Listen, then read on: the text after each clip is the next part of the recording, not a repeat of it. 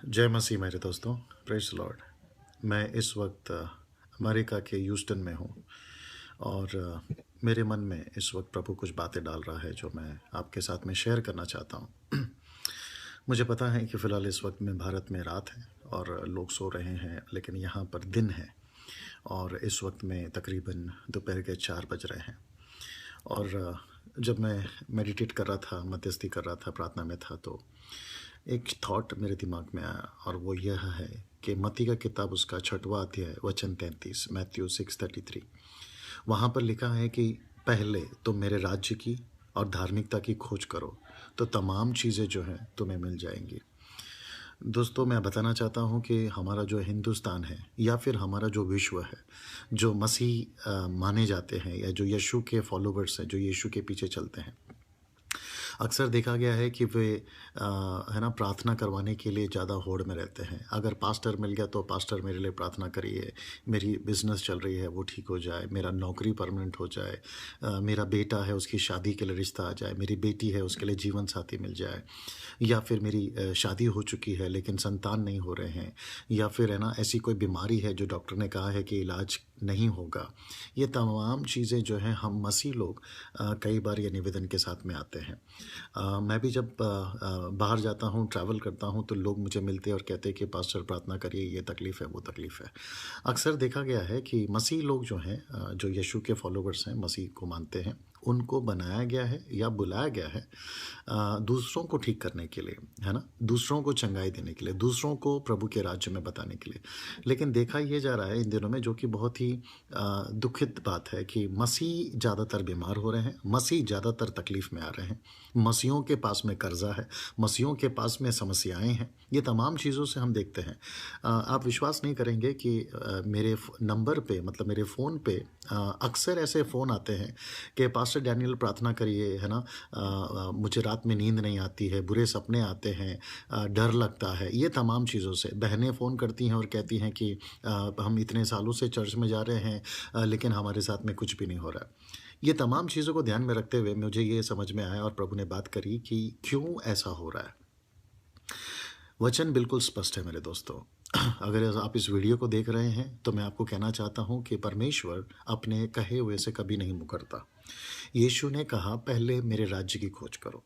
अगर आप इसको इतना सा समझ जाओगे कि पहले मेरे राज्य की खोज करो, मेरे धार्मिकता की खोज करो, मतलब जो मुझे चाहिए वो पहले पता लगाओ, तो प्रभु कहता है कि वो तमाम चीज़ें जो तुमको चाहिए मैं देता चला जाऊंगा। कितनी सरल है और कितना सिंपल चीज़ है ये, जिसको हम समझ नहीं पाते हैं, है ना? उदाहरण के तौर पे मैं आपको बता दूं, यीशु के 12 चेले यीशु के साथ 3.5 साल चले। पूरे 4 किताब में, मत्ती की किताब, मरकुस की किताब, लूका की किताब, यूहन्ना की किताब, अगर आप चारों किताबों को ध्यान से देखें तो आपको पता चलेगा इनमें से 12 के 12 चेलों में से कहीं नहीं पाया जाता पढ़ते हुए कि इनमें से कोई बीमार हुआ या इनके जीवन में कोई समस्या आई। आप है मेरे साथ में? इसका मतलब क्या पता है? यीशु अगर साथ में था 3.5 साल, 12 चेले कभी समस्या में नहीं आए, बीमार नहीं पड़े। आज यीशु अंदर आता है, आज यीशु अंदर रहना चाहता है। शरीर पवित्र आत्मा का मंदिर है, अभिषेक हमारे ऊपर आ चुका है, पवित्र आत्मा हमारे ऊपर छाया करती है। मुझे नहीं समझ में आता बीमार कैसे हो रहे हैं, हम तकलीफ में कैसे आ रहे हैं, परेशानियों में कैसे आ रहे हैं। इसका मतलब यह है कि कहीं ना कहीं तो गड़बड़ हो रहा है। और फिर मैं वही वापस याद दिलाना चाहूँगा कि पहले उसके राज्य की खोज करो। उसका राज्य क्या है?